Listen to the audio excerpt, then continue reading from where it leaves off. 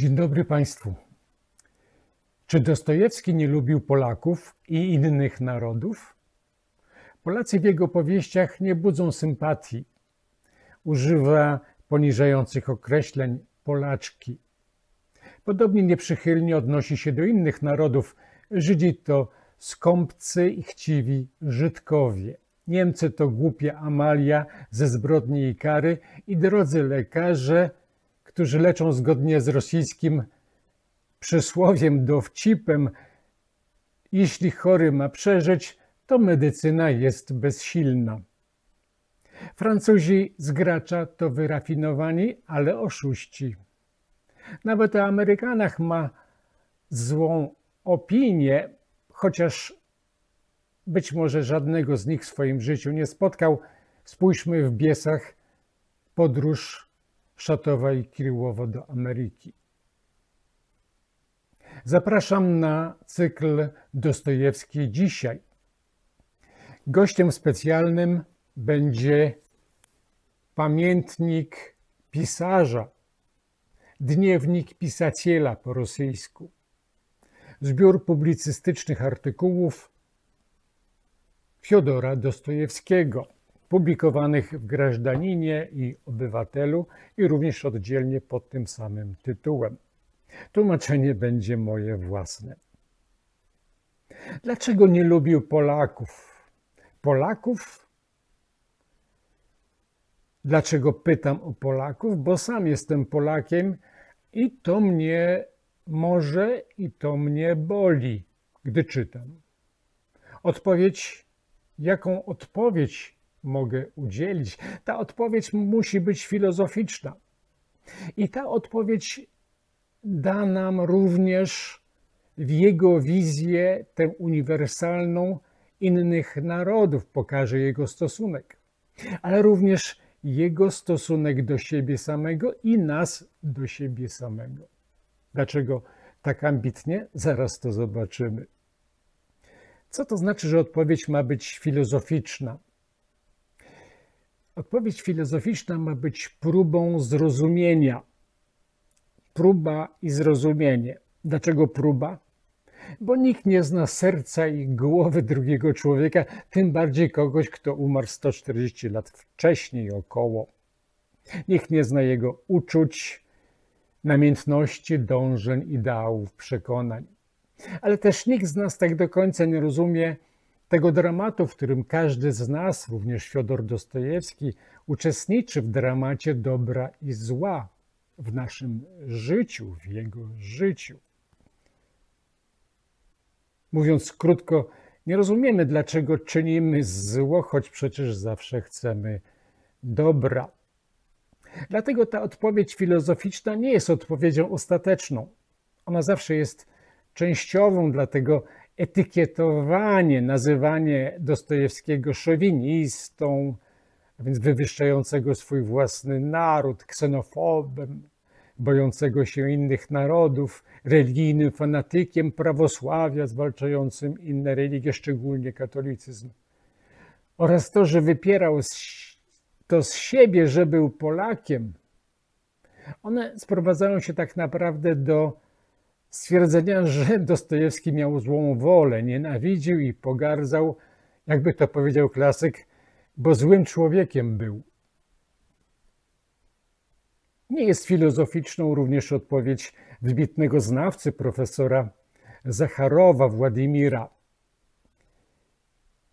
Filolog, więc ma prawo nie odpowiadać filozoficzne, ale w jego wypowiedzi odnajduje wiele ważnych intuicji. Profesor Zacharow łączy w swojej odpowiedzi tak i nie, lubił i nie lubił. W jaki sposób on to robi? On stwierdza, że w skrócie jego artykuł, link w opisie. Lubił Polaków, bo miał z nimi wiele wspólnego. Lubił, bo pisał, że na katordze mieli ciężej. Lubił, bo Rosjan pokazywał też w złym świetle, a przecież ich Rosjan lubił. I równocześnie mówi, że nie miał za co ich lubić, bo nie znosił polskiej pychy i megalomanii.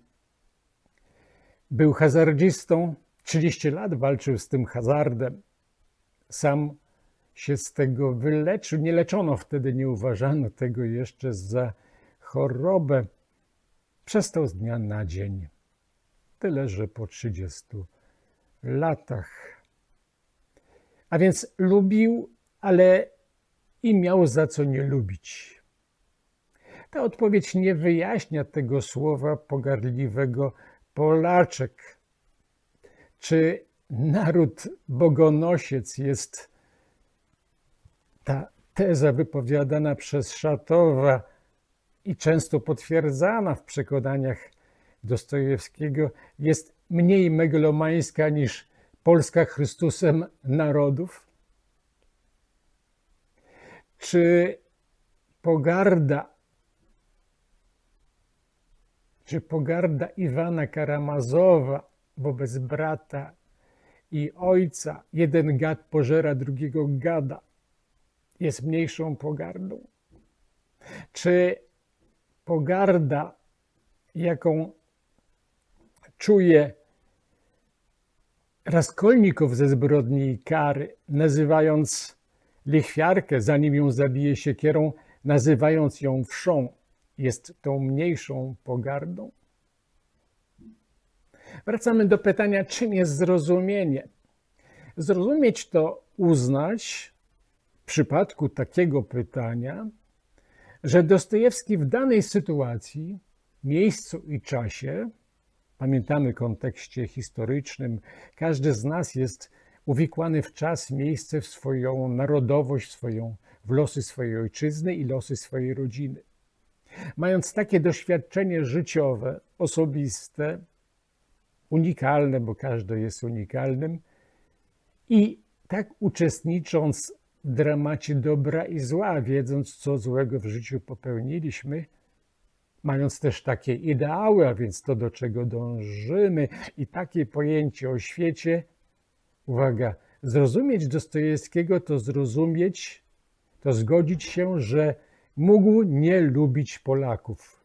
Mógł przy tym nie mieć dla nas, z naszego punktu widzenia, wystarczających do tego powodów. Zrozumieć to znaczy stwierdzić, że mógł przy tym dążyć, realizować jakieś widziane przez siebie dobro. Ale to równocześnie daje nam ciekawą wskazówkę, bo jego nielubienie może być formą uznania dla tych wartości, które sprzeciwiały się realizacji tych jego wartości. Jest po prostu się z czym nie zgadzać. To z czym jest tutaj ważne, kluczowe. Dlaczego podejmować ten trud rozumienia? Gdy pytam, dlaczego nie lubi, pytam o wartość mnie samego jako człowieka i tu Polaka. Czy ja, Polak, mam za co lubić siebie? Czy bycie Polakiem i polskość to wartość? Jaka jest moja postawa etyczna, chrześcijańska? Czy za zło powinienem odpowiadać dobrem?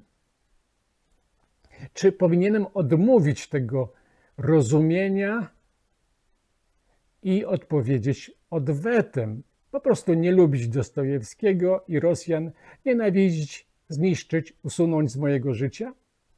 To nie będzie próbą zrozumienia i to nie będzie odpowiedzią filozoficzną, lecz po prostu nienawiścią. Zrozumieć to więc polubić tego, kto nas nie lubi, i polubić za to siebie samego.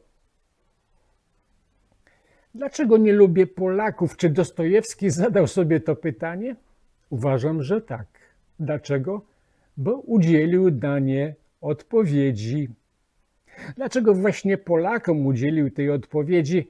Nie znalazłem, by udzielał tej odpowiedzi innym narodom, bo wiele go łączyło z Polską. Tak twierdzi profesor Władimir Zacharow i ma rację. Jego ród pochodzi z dzisiejszej Białorusi, Dostojewo. Słowo dostojnik, urzędnik.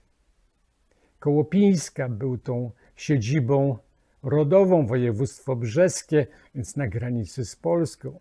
Jego przodkowie w Polsce tej przedrozbiorowej byli księżmi grekokatolickimi, marszałkami szlachty pińskiej, członkami Trybunału Głównego, sędziami, a więc osobami znaczącymi, dostojnikami. Rozbiór Polski podzielił ród, podzielił narodowościowo i religijnie. Jedni pozostali katolikami, inni prawosławnymi. Ten spór o tożsamość we własnym rodzie prawdopodobnie będzie rzutował na stosunek Dostojewskiego do Polaków. Będzie podejrzewał Polaków starej Polski, tak on to będzie określał, Polacy starej Polski, o to, że nienawidzą jego ukochanej Rosji i chcą ją zniszczyć. Czy miał jakieś podstawy? Przecież w 1812 roku polska armia szła razem z Napoleonem na Moskwę. Nie należy o tym zapominać. I powstanie 1830 roku. I równocześnie łączył go z Polakami wspólny los na katordze w Omsku. On się z nimi spotykał. Dlaczego nie lubiłem Polaków, jak odpowiada Dostojewski? Odpowiada w Zbrodni i karze. Tu przedstawia pogląd ustami Raskolnikowa. Między innymi w więzieniu odsiadywali karę Polacy, przestępcy polityczni. Ci po prostu uważali tych ludzi za gburów, chamów i gardzili nimi, patrząc na nich z góry. Natomiast Raskolnikow nie mógł tak na nich patrzeć. Widział wyraźnie, że ciemni ci ludzie są pod niejednym względem znacznie rozumniejsi od tychże Polaków. Byli tu również i tacy Rosjanie, którzy zanadto pogardzali swym otoczeniem. Jeden był oficer i dwaj seminarzyści. Raskolnikow jasno widział także ich pomyłkę. A więc pogarda. Polscy przestępcy polityczni, szlachcice patrzą z pogardą na przestępców zwykłych pospolitych, ale również pewnie tych politycznych, chociaż raczej na tych pospolitych. W czym są rozumniejsi ci zwykli przestępcy? O tym się dowiemy dalej. O tym się dowiemy z kolejnego dzieła, z dziennika pisarza. Dlaczego Dostojewski był tak wrażliwy na pogardę, na to odnoszenie się? Jego doświadczenie życiowe. Jego ojciec był lekarzem wojskowym, zasłużył się w 1812 roku, a więc w czasie tej inwazji Napoleona na Rosję. Pracował w szpitalu dla ubogich, w Maryjskim Szpitalu dla ubogich w Moskwie. I za te zasługi otrzymał stopień urzędniczy kolegialnego asesora. To tak jakby nominowanie na szlachcica, ziemianina byśmy powiedzieli. Dlaczego? Bo dzięki temu mógł kupić majątek i posłać synów do szkół wojskowych. Jego dzieci również od tej chwili stawały się szlachcicami i dziedziczyły jego szlachectwo. Bieda i bycie parweniuszem dla tych dziedzicznych szlachciców, arystokracji w Petersburskim Wojskowym Instytucie Inżynieryjnym, on to odczuł. To go bolało i to wyraźnie. Potem następuje skazanie na śmierć, zamienione na katorgę, razem z degradacją ze stopnia podporucznika na szeregowego i pozbawienie tytułu szlacheckiego.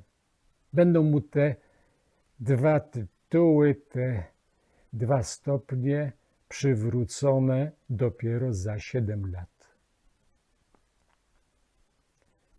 Dziennik pisarza. Tłumaczenie własne. W Łagrze jest święto. To święto polega na tym, że raz do roku obsługa nie wyprowadza więźniów do pracy, do ciężkich prac, nie kontroluje ich. Taka słowiańska noc świętojańska dla przestępców, gdzie mogą robić wszystko. Nikt ich nie zagląda, pilnowane są tylko zewnętrzne mury. I cóż się dzieje? Szaleństwo, przemoc słowna i fizyczna. Biją się aż do śmierci, piją, krzyczą, zamieszanie. Dostojewski przemyka się, by się komuś nie narazić. I teraz cytat. W końcu w moim sercu pojawiła się złość. Spotkałem Polaka, Mcki, jakiś Cki, z politycznych. On ponuro popatrzył na mnie, jego oczy zabłyszczały, a zęby zazgrzytały. J'haïs brigand. Po francusku, ja nienawidzę tych bandziorów. Zgrzytając zębami półgłosem i poszedł dalej. Te słowa wstrząsnęły Dostojewskim. On tutaj jeszcze jest tak jak Raskolnikow w sytuacji, kiedy on jeszcze nienawidzi swoich współtowarzyszy. Potem on się zmieni. Ta przemiana u Raskolnikowa i Dostojewskiego jest taka sama. On po prostu pisał swoim życiem, pisał o swoim życiu. Jeszcze czuje złość i nienawiść do współtowarzyszy. Ale przemyka się do siebie, kładzie się na pryczy i udaje, że śpi. Kiedy śpi, inni nie będą mu przeszkadzać. Takie są zasady w tym obozie. Ale te słowa nie dają mu spać. Wspomina całe swoje życie. Ma dobre wspomnienia o dobroci wobec siebie i wrażliwości chłopa Mareja, wtedy, kiedy on, małe dziecko, przestraszył się wilka. Profesor Zacharow mówi, że zobaczył wtedy w katorżniku naród. Zacytujmy, jak to nastąpiło. Spotkanie z Marejem chłopem. Spotkanie było bez świadków i tylko Bóg być może widział z góry, z jakimi głębokimi i światłymi ludzkimi uczuciami i jakim subtelnym, prawie kobiecą delikatnością może być napełnione serce takiego grubiańskiego, nieokrzesanego, po zwierzęcemu, ciemnego chłopa pańszczyźnianego. On nagle dostrzegł wrażliwość, głębię, uczucia, subtelność w tym prostym chłopie Mareju. Właśnie wtedy, leżąc na tej pryczy, po tym, gdy usłyszał te słowa o nienawiści do tych rozbójników. I wtedy pomyślał, że coś jest tutaj nie tak, coś w nim pękło, coś w nim się zmieniło, nastąpiła ta przemiana. Zobaczył w swoich współtowarzyszach, w katorżnikach naród, takich jak on. On się z tym narodem utożsamił. Ciąg dalszy. Gdy zszedłem z pryczy i rozejrzałem się wokół, pamiętam, nagle poczułem, że mogę patrzeć na tych nieszczęsnych całkowicie innymi oczami i nagle jakimś cudem zniknęła cała nienawiść i złość w moim sercu. Poszedłem, wpatrując się w spotykane twarze. Ten wygolony i przebiegłe chłopisko z piętnem na twarzy, podpity, może jest tym samym Marejem. Przecież ja nie mogę zajrzeć w jego serce. Spotkałem tego samego wieczoru jeszcze raz Mckiego. nieszczęsny. On na pewno nie mógł mieć wspomnień o takich Marejach i żadnego innego spojrzenia na tych ludzi, oprócz J'haïs brigand, oprócz tego ja nienawidzę tych bandziorów. Nie, ci Polacy znieśli wtedy więcej niż my. Dostojewski stara się zrozumieć Polaków. Oni nie mają o Rosji tych wspomnień, jakie ma Dostojewski. Oni nie mogą Rosji lubić. On stara się zrozumieć, dlaczego Polacy mogą nie lubić Rosji, mogą nienawidzić tych bandziorów, a równocześnie wie, że taki stosunek jest czymś obciążającym, że przynosi im cierpienie i to cierpienie poważne. Jaki jest stosunek wobec tego Dostojewskiego do własnego narodu? Bo z tego stosunku do własnego narodu, do Rosji będzie wynikać jego stosunek również do innych. On będzie jakby lustrzanym odbiciem tego, jak on widzi Rosję i siebie jako Rosjanina. Można powiedzieć, że Dostojewski ten stosunek opisuje, czuje, przedstawia, rozumie dwoma metaforami. Pierwsza pochodzi z Don Quixota. Dostojewski bardzo lubił Don Quixota. Wracamy do dzienników, dniewników pisiciela. Co pisze o Don Quixocie Miguela Cervantesa Dostojewski? W całym świecie nie ma głębszej i silniejszej literatury. To jak na razie ostatnie i największe słowo ludzkiej myśli. To najbardziej gorzka ironia, którą tylko mógł wyrazić człowiek. Jeśli by zakończyła się ziemia i zapytaliby tam gdziekolwiek ludzi, czy wy zrozumieliście swoje życie na ziemi i co z niego wynika, to człowiek mógłby milcząco podać Don Quixota. Oto moja prawda o życiu. Czy możecie mnie za nią osądzić? Ja nie twierdzę, że człowiek miałby rację, powiedziawszy to. A więc Dostojewski nie uważa, że to jest najwyższe ostateczne rozumienie życia, to wyrażone w Don Quixocie, ale on jest tym zachwycony. Jeżeli to jest najgłębsze podejście, najbardziej gorzkie, największe słowo ludzkiej myśli, to oznacza, że on tym słowem żyje, że ono w jego duszy gra, współgra z jego duszą, z jego uczuciami.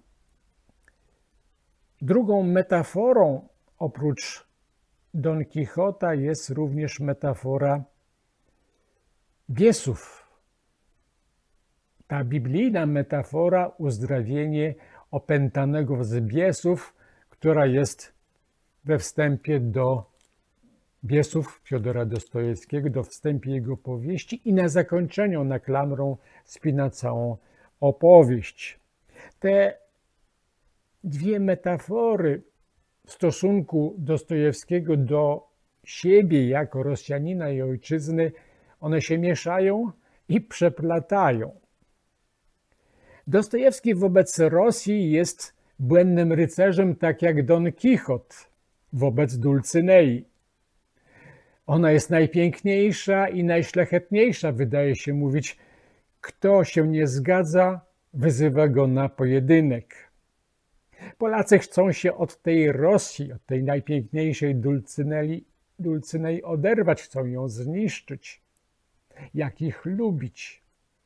Dla Alonso z La Manchy Dulcynea z Toboso jest średniowiecznym, arystokratycznym ideałem piękna, szlachetności, kobiecości, zalet. On gotów jest zginąć za tę wyobrażoną Dulcyneę. On nawet nie dopuszcza, że została inna. Gdy jego sługa Sancho Panza próbuje mu to uzmysłowić, on mówi, że została zaczarowana. Uzdrowienie Don Quixota to pozbawienie go złudzeń i tej iluzji, to pogodzenie się z Dulcyneą, tą rzeczywistą, która okazuje się być brzydką, pospolitą, rozpustną chłopką, a więc nie arystokratką. Dlatego to jest dla niego najbardziej gorzka ironia. Dostojewski nie chce się pogodzić, nie chce uznać Dulcynei rzeczywistej, chociaż uważa, że ta Dulcynea rzeczywista, Rosja, jest taka jak właśnie ta chłopka, ale ona została opętana, u Don Quixota zaczarowana, tu opętana przez biblijne biesy. I teraz wracamy do biblijnych biesów. Stjepan Trofimowicz przed swoją śmiercią o Rosji i swoim stosunku do Rosji. Stjepan Trofimowicz wyraża tutaj pogląd Dostojewskiego. Można powiedzieć, że Dostojewski mówi jego ustami. Widzi pan, to zupełnie tak jak Rosja, te złe duchy wychodzące z chorego i wchodzące w świnie. To nasze rany, nasze miazmaty, cały brud, wszystkie diabły i diabliki, które nagromadziły się przez wieki w naszym wielkim, drogim chorym, jakim jest Rosja. Oui, cette Russie que j'aimais toujours. Tak, tej Rosji, którą zawsze kochałem. Lecz wielka myśl i wielka wola ześlą na nią łaskę jak na owego chorego i wszystkie złe duchy, cały brud, całe plugastwo gnojące się na powierzchni wyjdą i same będą prosiły, aby wejść w wieprze. Może nawet już weszły. To my i oni, i Pietrusza, i les autres avec lui, i inni razem z nim. I ja, może ja pierwszy. I rzucimy się nieprzytomni, opętani ze skały w morze i utoniemy wszyscy. Taki nasz los. Gdyż do niczego innego nie jesteśmy zdolni. Lecz chory będzie uzdrowiony i siądzie u stóp Chrystusowych, a wszyscy będą patrzyli zdziwieni.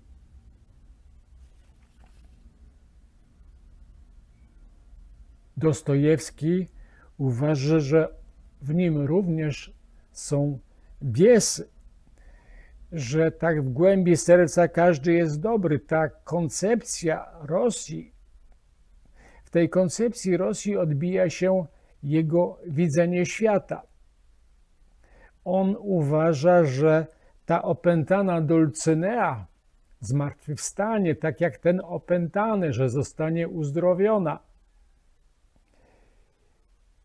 że ona stanie się Dulcyneą, tą wymarzoną, tą, za którą walczy i ginie Don Quixote, więc trzeba walczyć już dziś, nawet jeżeli ona jest tą inną, bo jest po prostu chora, ale jest wielka i dozna uzdrowienia i dla tego uzdrowienia warto poświęcić swoje życie, warto zginąć w odmętach jeziora.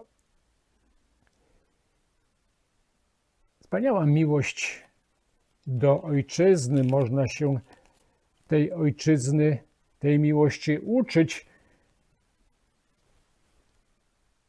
patrząc na swój kraj i opowiadając o nim. Dlatego Dostojewski wzywa w dziennikach pisarza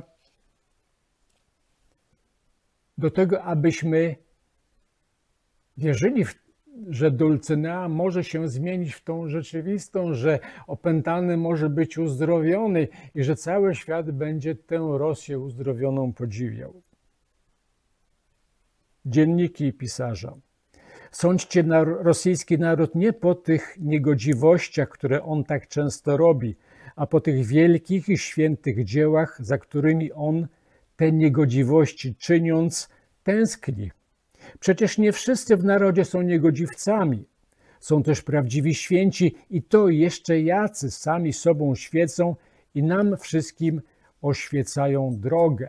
Będzie wymieniał świętych bohaterów. Dalej. Nie sądźcie nasz naród, nie zgadza się z poglądem. Sądźcie nasz naród nie po tym, nie zgadza się z poglądem, który potępia Rosję. Sądźcie nasz naród nie po tym, czym on jest, a po tym, czym chciałby się stać. A jego ideały silne i święte, i one to ocaliły go w wieki cierpienia.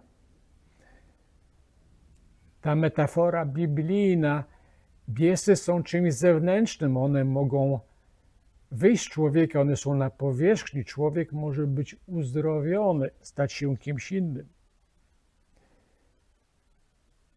One zrosły się w głębi z jego duszą i nagrodziły go na wieki prostodusznością i uczciwością, szczerością i szerokim, odkrytym na wszystko rozumem i wszystko to w atrakcyjnym, pociągającym, harmonijnym połączeniu.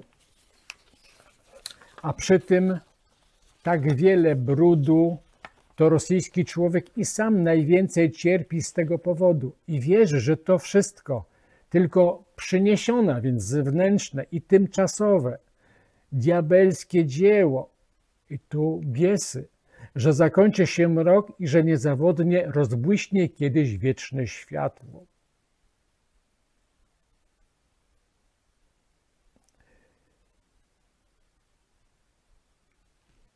Hymn o miłości swojej ojczyzny. Warto byłoby taki hymn posłuchać, zaśpiewany wobec Polski i polskości. Za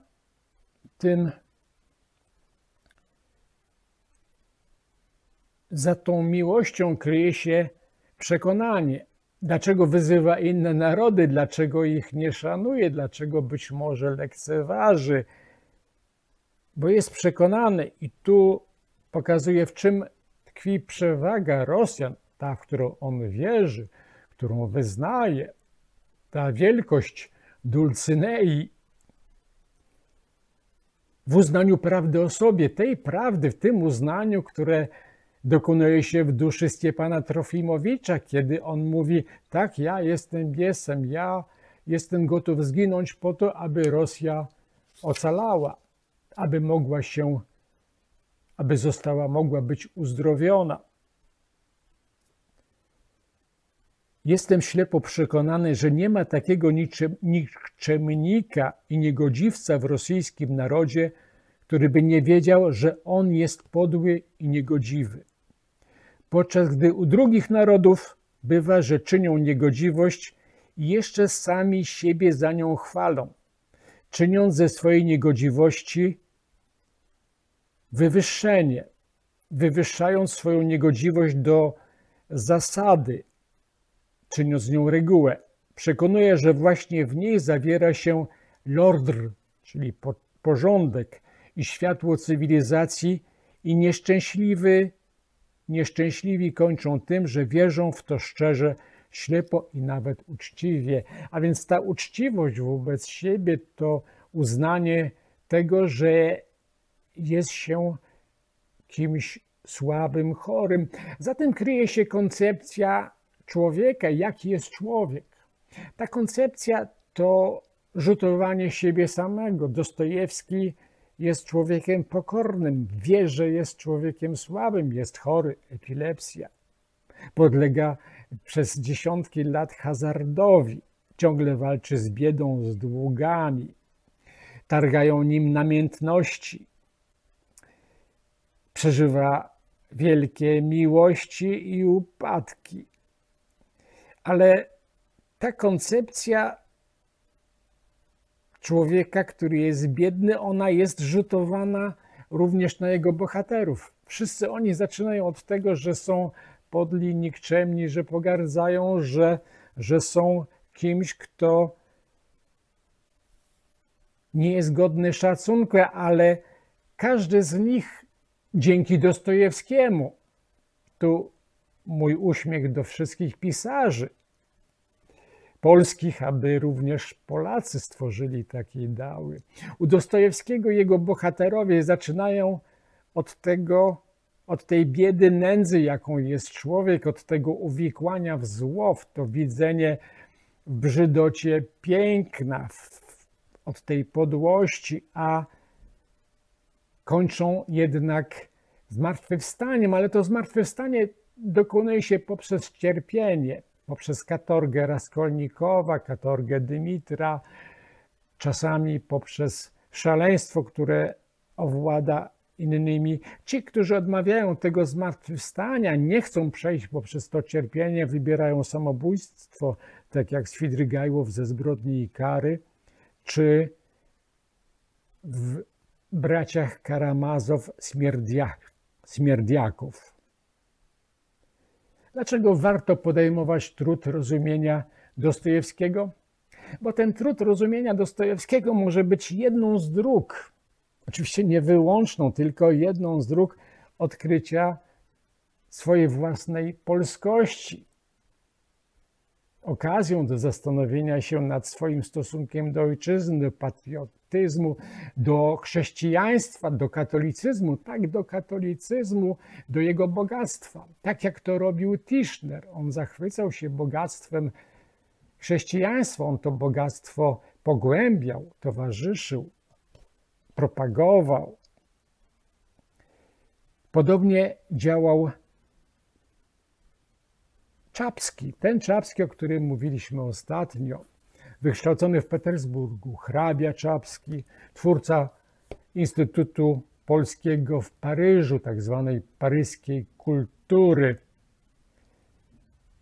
Dla niego droga poprzez Dostojewskiego była drogą do polskości, do Norwida, tak jak dla Tischnera, i drogą do odkrycia, że najważniejsza jest dla niego właśnie jego polskość, i przez tę drogę zachwytu dla Dostojewskiego on doszedł właśnie do zachwytu polską, swoją polskością, literaturą.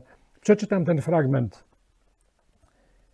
Czytając Stanisława Brzozowskiego, legendę młodej Polski, mówi: potem już idąc w głąb tej książki odkrywałem z upojeniem to, czego nigdy Rosja dać mi nie mogła, że droga moja do idei ludzkości, która mnie na wschodzie urzekła, prowadzi przez Polskę, że jej rozwoju nie tylko nie muszę, ale nie mam prawa lekceważyć. Poprzez okrutny pamflet na Polskę zdzieciniałą, jedyną, którą znałem dotychczas, odkrywałem inną Polskę. Mój kompleks niższości wobec wielkiej ojczyzny Tolstoja, Dostojewskiego i rewolucji przestał istnieć. Być może, aby pozbawić się kompleksów wobec Dostojewskiego, trzeba się nim zachwycić, trzeba być nim urzeczonym. I myślę, że dlatego warto próbować zrozumieć, dlaczego Dostojewski nie lubił Polaków. Dziękuję.